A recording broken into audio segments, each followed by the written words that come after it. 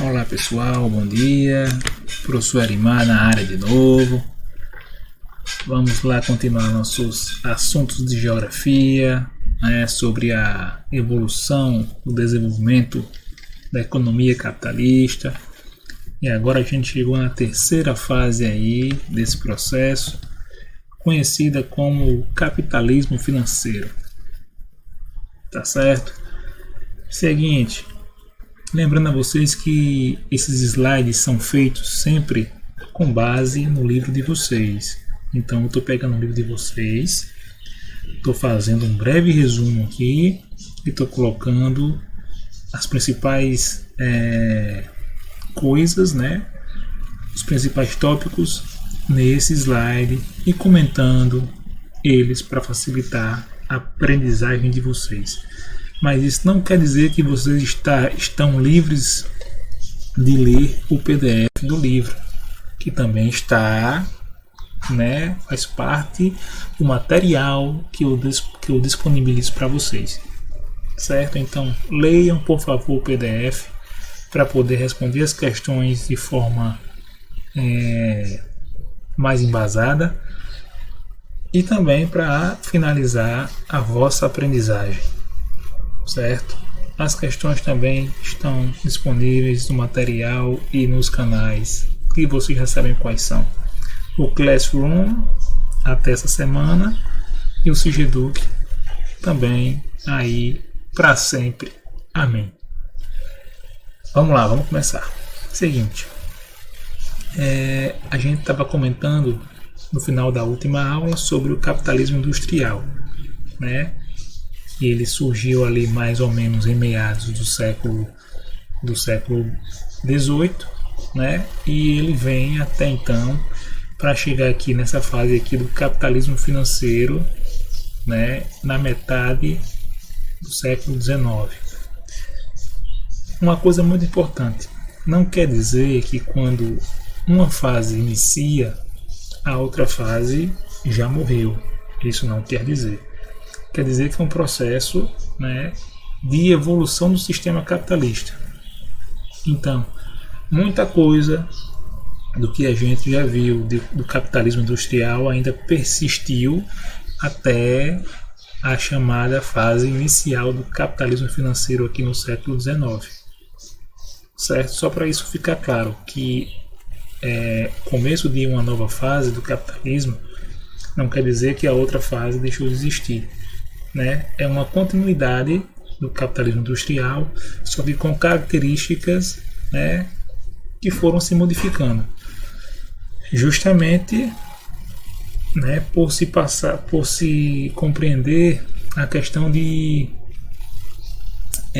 empresas, de indústrias, e como a gente sabe, a questão da produção, como é que esses produtos que essas indústrias iam fabricando, eles foram se modificando, o processo de produção foi se modificando, as indústrias sempre buscando o seu lucro e inovando em tecnologia. Então esse processo industrial, essa cadeia produtiva foi se modificando, certo? E a gente chegou aqui agora na formação das grandes empresas. As primeiras grandes empresas que a gente tem notícia a nível mundial, justamente elas foram formadas durante este período. E aqui nós temos essa tabelinha aqui mostrando alguns exemplos dessa questão. Então, nós temos um exemplo aqui da Siemens, que o país sede dela é na Alemanha e a fundação dela é em 1847. E aqui nós temos outras, que eu não vou aqui ficar lendo para vocês todas que tem aqui não. São só exemplos de quando elas foram quando elas foram criadas, o país sede e a fundação delas, certo? Também nota-se nesse período do capitalismo financeiro que começaram a surgir as grandes fusões e incorporações que resultaram nos chamados monopólios e oligopólios. Ou seja, essas grandes empresas, elas começaram a se unir uma com a outra. Não essas que tem aqui, que são só exemplos. Estou dizendo assim, empresas importantes do período começaram a se unir uma com a outra, de acordo com o seu nicho, né, com a sua área na economia, e começaram a estabelecer fusões. Então, as grandes corporações, né, empresariais que a gente conhece hoje em dia, elas tiveram o seu início de formação neste período do capitalismo financeiro, certo? E por que foi, professor, que essas empresas resolveram se unir, né, se completar, devido à grande concorrência que estava estabelecida no mercado na época? Não tem aquele velho ditado que diz, mais ou menos assim, né? Que quando você não consegue vencer o seu inimigo, junte-se a ele. Então foi mais ou menos nessa linha aí que as empresas começaram a pensar e a agir. Professor, formação de monopólios ou oligopólios. Eu já sabendo que vocês iam ficar com dúvida com relação a isso, já trouxe para cá mais ou menos um conceitozinho bem básico e bem breve do que é um monopólio e do que é um oligopólio. Monopólio é aquela situação em que uma empresa domina a oferta de determinado produto ou serviço. Ou seja, é uma empresa que só ela fabrica aquele produto específico. Então o preço quem vai ditar no mercado é essa empresa. Certo? E o oligopólio é um pouquinho diferente, mas também tem a mesma função, que é de, como é que eu posso dizer? É de determinar o preço de certo produto, certo? Só que no oligopólio não vai ser apenas uma empresa, e sim um conjunto de empresas que domina determinado setor da economia, né? Então, digamos, deixa eu dar aqui um exemplo de um oligopólio, só um exemplo hipotético, só para vocês fixarem mais. No ramo de alimentos, né? Podem haver determinadas empresas que elas vão não se unir para formar uma única empresa, entenda, mas elas vão se juntar, vão chegar em um acordo e vão dizer, bem, a gente produz arroz, né? Várias empresas diferentes, e nós somos as mais importantes desse segmento aí de produção de arroz. Então foi o seguinte, vamos se juntar aqui, vamos fazer um acordo entre a gente, vamos vender o arroz, minha marca, sua marca, todas as marcas, né? Só por um preço X. Então não é que elas se juntaram para formar um conglomerado, uma única empresa, mas elas se uniram para em conjunto determinar o valor do arroz que cada uma fabrica de forma diferente, mas para que seja um preço igual para todas e para que o lucro, logicamente, perdão, seja alto para todas as empresas. Ficou claro isso aí?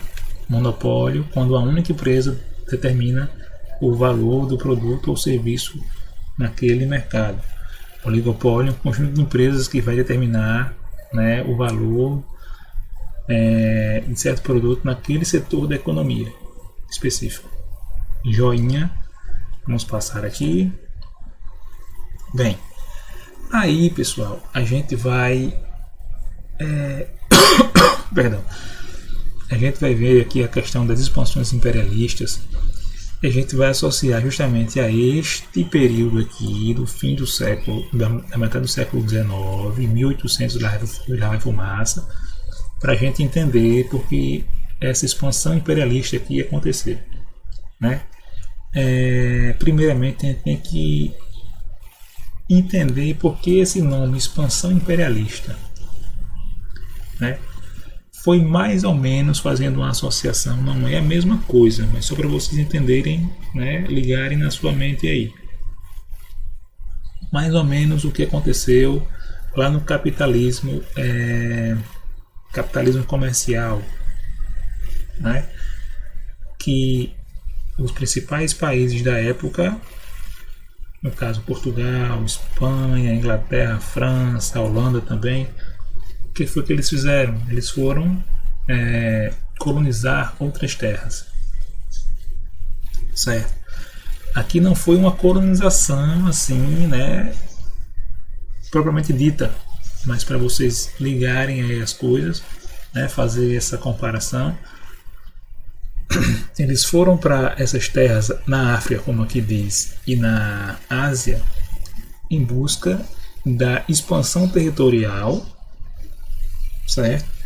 Em busca de descobrir novas matérias-primas, descobrir fontes de matérias-primas e, por consequência disso, expandir o seu mercado consumidor. Só que aqui foram as potências industriais da época, os países que tinham as indústrias mais significativas à época até então. Então, as empresas, ligando aqui um ponto ao outro, as empresas elas concorriam entre elas, né? Produziam seus produtos e concorriam entre elas. Chegou a um ponto em que elas optaram, algumas delas optaram para se unir, né? Já que não consigo vencer o meu inimigo, eu vou se unir a ele. Eu vou me unir a ele, formando as primeiras grandes corporações.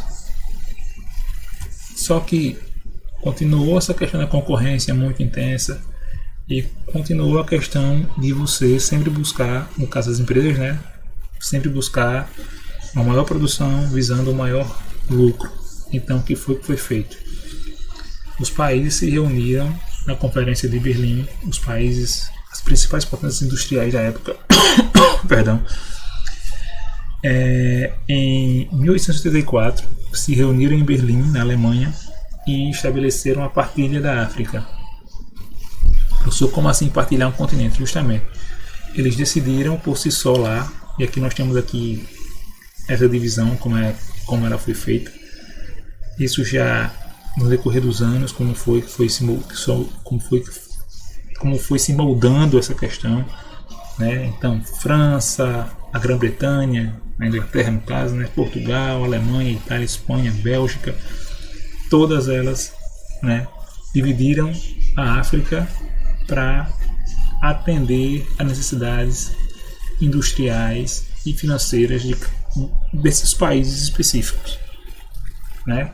Busca por matérias-primas para implementar nas suas indústrias, para continuar produzindo muito e, logicamente, mercados consumidores para que pudessem comprar essa produção que eles estavam sempre buscando aumentar, né? Na mesma época, essas potências foram para a Ásia também, juntamente com o Japão, que já era uma potência industrial asiática. Então foram para a Ásia também com o mesmo intuito. Então, o chamado imperialismo europeu na África, imperialismo europeu japonês aqui na Ásia, certo? Passando, a gente vai para o mercado de capitais, que nesse período aqui, né, do capitalismo financeiro, os bancos assumiram um papel muito importante como financiadores dessa produção, né? Então, os bancos eles passaram a fazer parte mais do que nunca do processo capitalista, da economia capitalista, financiando a produção, né? E também começaram a comprar indústrias e ampliar seus investimentos a nível mundial, certo? Ao mesmo tempo, como aqui fala, inúmeras indústrias incorporaram ou até criaram seus próprios bancos para conseguir suporte financeiro, né, para não ficar dependendo de pegar dinheiro emprestado, de pegar finanças, né, de financiar os seus investimentos. Continuando, aí vamos aqui adentrar na doutrina dessa fase do capitalismo. A gente viu já que cada fase teve uma doutrina específica, né? Ela foi desencadeada por uma doutrina X. E aqui no capitalismo financeiro foi o chamado keynesianismo. Esse carinha aí, o economista inglês John Maynard, acho que é assim que se pronuncia, Keynes. Então esse carinha foi o principal teórico, né, do keynesianismo, doutrina que embasou o capitalismo financeiro, né, durante o seu período aí de fixação na economia mundial. O que é que dizia essa teoria? O keynesianismo foi marcado cada vez mais, o mercado, não marcado, o mercado cada vez mais dominado por grandes empresas, como a gente já viu, né, lá no princípio, quando o capitalismo financeiro iniciou-se, as grandes empresas começaram a se unir, formando as grandes empresas, os grandes conglomerados. Então o mercado cada vez mais foi sendo dominado por essas grandes empresas. Movimento de contraposição ao liberalismo clássico. Era algo que era contrário ao liberalismo que a gente já estudou no capitalismo industrial. O liberalismo pregava o quê? Quem é que lembra aí? Para a gente lembrar, o liberalismo pregava que o Estado devia estar ausente das questões econômicas, deixar o mercado livre, o livre mercado, né? O mercado fazia suas próprias leis. O keynesianismo era a contraposição a esse movimento do liberalismo. O que é que ele dizia?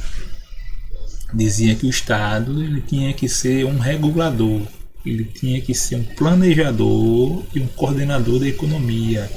Ele deveria intervir nessas questões, sendo um regulador da economia. Certo? Perdão.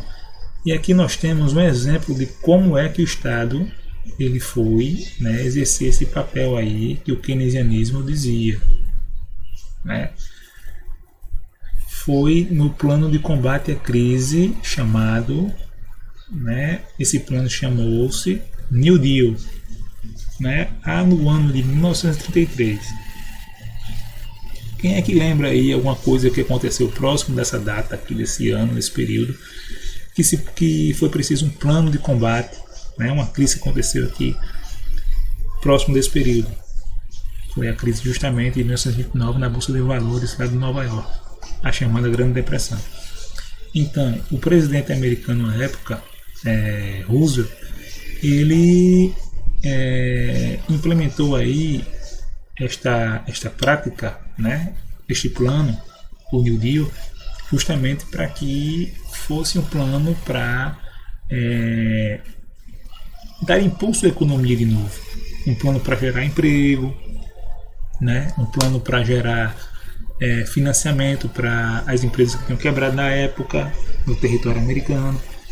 Então, foi uma prova, né, que o Estado tinha que intervir na economia, né, como planejador e coordenador. Não podia deixar a economia livre como o liberalismo pregava. Tinha que ter um contraponto, né, tinha que ter uma certa moderação. E o Estado estava lá para ser esse moderador. Joinha. Voltando. Para a gente terminar, a gente vai ver aqui esse processo chamado de descolonização, né? Que logicamente foi marcado por grandes conflitos aí, né, entre colonizadores e colonizados, e por divisões internas nas sociedades que lutavam pela libertação. Ou seja, isso aqui se deu quando? Se deu mais ou menos, iniciou-se alguns movimentos aí no período entre guerras, e foi mais evidente, de fato se concretizou após a Segunda Guerra Mundial. E aqui nós temos no mapa mais ou menos aonde, para a gente ver aqui, e o período, o local e o período que essas lutas, né, que essas independências aconteceram, certo? Como exemplo aqui a gente vai usar a Índia colonial, que era posse da Grã-Bretanha, né?